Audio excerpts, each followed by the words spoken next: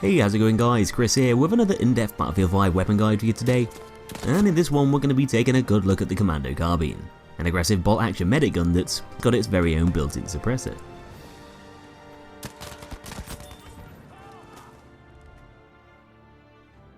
So the Commando Carbine was actually called the Lisle Carbine, named after its inventor. And although it might sound a bit like it should be a French gun, it was actually British, designed by an engineer who worked in the air ministry. He took it upon himself to design a silence weapon that could be used by British commandos behind enemy lines, hence why it's often referred to as the Commando Carbine. A gun like this could have been quite useful in the hands of specially trained operatives for use on sabotage missions, or for assassinating senior officers across Europe. And so in 1942, development began and the first prototype of the gun was designed. It was a .22 caliber weapon with an integrated suppressor, but its weak power output didn't really impress the authorities as a proper military gun, so further down the line it was adjusted to fire the American .45 ACP cartridge, which developed a bit more interest.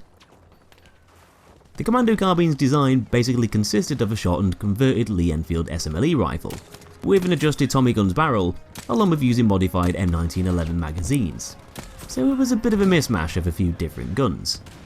It was deadly, had a low velocity, allowing the suppressor to work more effectively, and the weapon also had a decent barrel size, giving it a little bit more accuracy over range.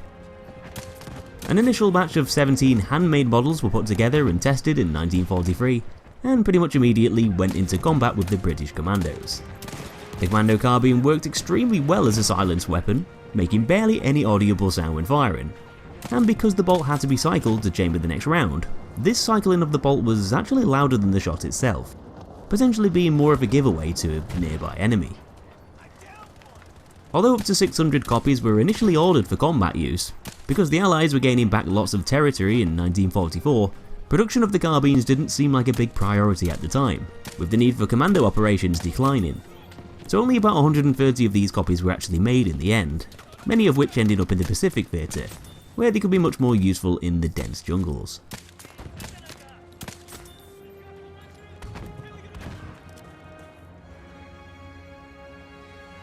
Anyway, moving over to the stats next. The Lisle Carbine's got a maximum damage output of 60, which is going to start to drop off pretty much instantly, sloping down over distance.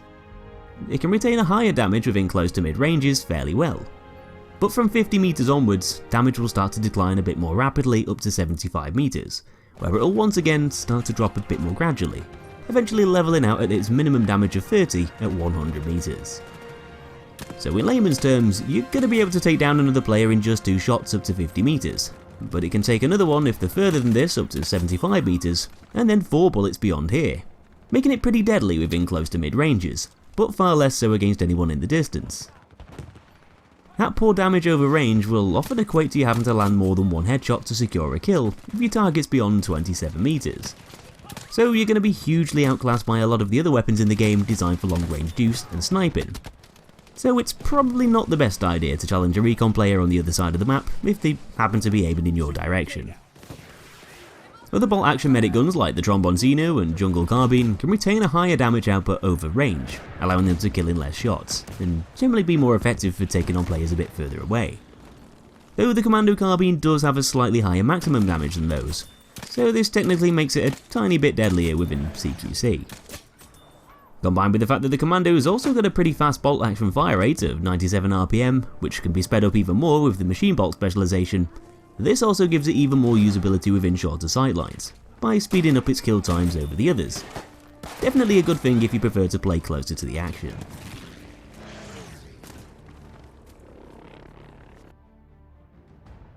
Checking out the accuracy stats next. Just like the other bolt action carbines, the Lisle's got the same horizontal recoil figures of 0.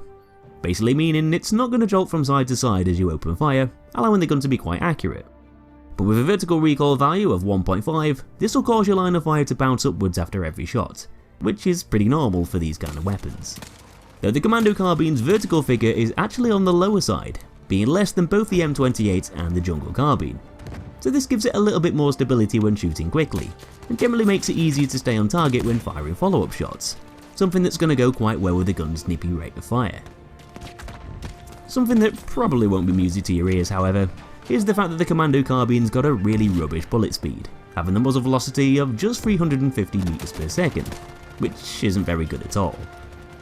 This is no surprise really, with the gun using those 45 ACP rounds, which are basically subsonic, and so your shots are going to travel through the air at a slower rate than normal, at least slower than the likes of the Jungle Carbine and Tromboncino anyway. This might not sound like a huge detriment, because it's not going to directly affect precision through recoil, but it is going to make it feel a lot trickier to hit moving targets in the distance, as you'll need to aim a fair bit further in front of them depending on how far away they are, so that target essentially runs into the path of your bullet. It's fine if your enemies are stood still, but if they're running around in unpredictable patterns, maybe zigzagging to avoid getting hit from a distance, then this low bullet speed can pose a pretty big problem. Muzzle velocity can be slightly boosted up to 400 meters per second with the high velocity bullet spec, but this still isn't really a massive improvement, often seeming a bit awkward to use outside of those closer ranges, nevertheless.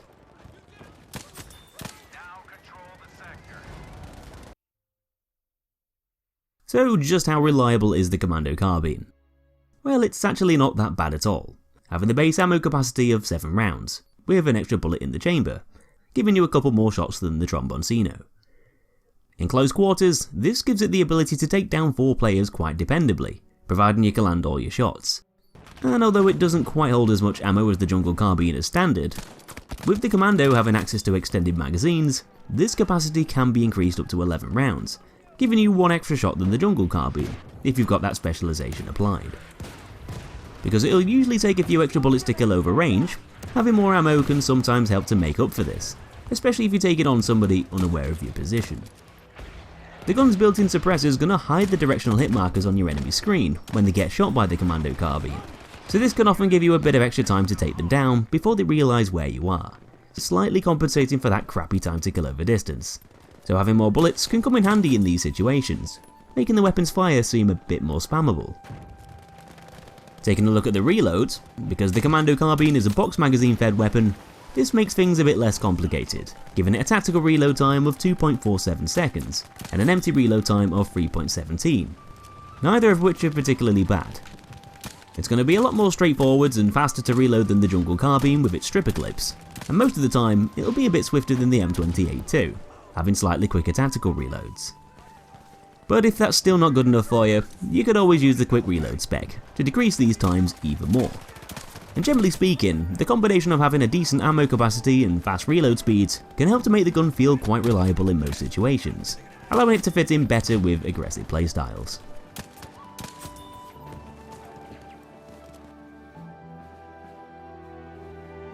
Anyway, let's get onto those specializations next.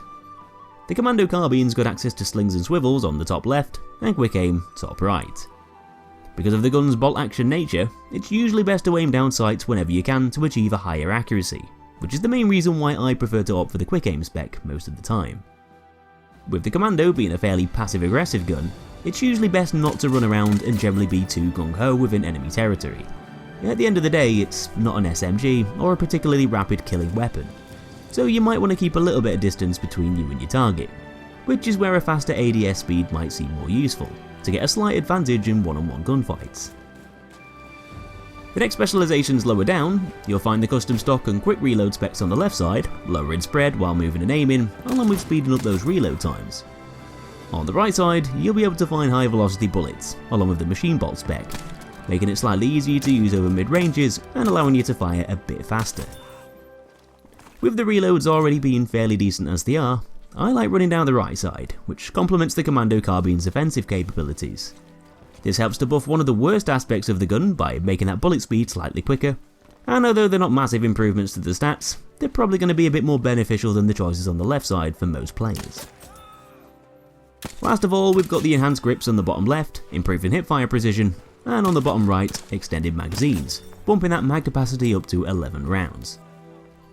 Because I don't normally choose the quick reload spec in the middle section, having a few extra shots is going to help to compensate for this, still making the Commando Carbine quite reliable within short to mid ranges.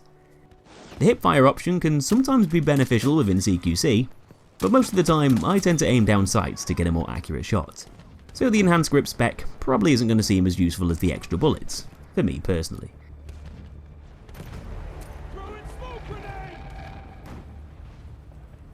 So in conclusion, The Commando Carbine is definitely one of the more interesting choices on offer for the medic class, as although it's usually not going to be as effective for rushing enemy positions in close quarters as something like a shotgun or a fully automatic SMG, it's still going to be able to retain a decent level of aggressiveness, all whilst being capable of performing fine over mid-ranges too, outside of a submachine gun's comfort zone, making it one of the more offensive bolt-action weapons in the game.